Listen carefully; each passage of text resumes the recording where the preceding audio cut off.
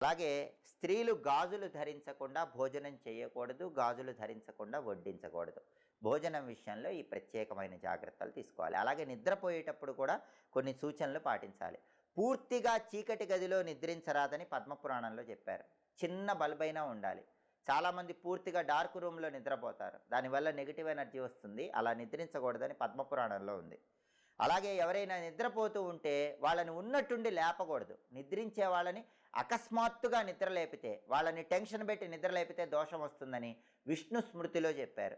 అయితే విద్యార్థులని నౌకర్లని మాత్రం లేపవచ్చు, ఎందుకంటే పనిచేసే వాళ్ళతో అవసరం ఉంటుంది, పిల్లలు చదువుకోవాలి. కాబట్టి విద్యార్థులకి నౌకర్లకి మాత్రం ఈ నియమం వర్తించదు.